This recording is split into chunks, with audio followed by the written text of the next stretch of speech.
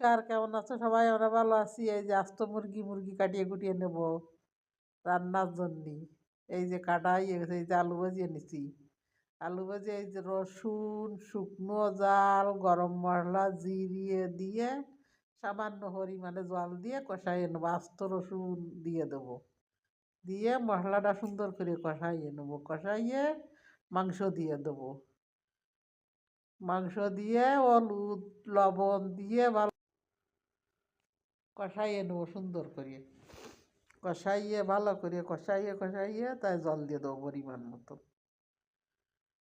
এই যে মাংস কত সুন্দর কষা নিয়ে গেছে, কষা নিয়ে পরে এর আলু দিয়ে দেবো। আলু দিয়ে আর একটু নাড়াই চাড়াইয়ে পরিমাণ মতো জল দিয়ে দেবো।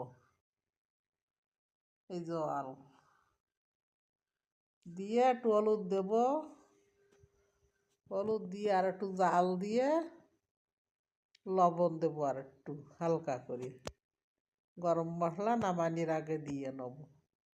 এই যে দেওয়ার মতো নয়, আর একটু গরম মশলা দেবো। হানি গরম মশলা দিলে মাংস স্বাদটা বাড়ে। এই যে গেছে মাংস ডালিয়ে নিছি। কত সুন্দর একটা কালার আছে। সাথে আছে বেগুন আলুর তরকারি, আর সাথে আছে জলফর টক। জলফর টক। সবাই ভালো থাকো, সুস্থ থাকো। নতুন আর একটা ভিডিও নিয়ে আসবো পরে। এই যে বেগুন ভাজা।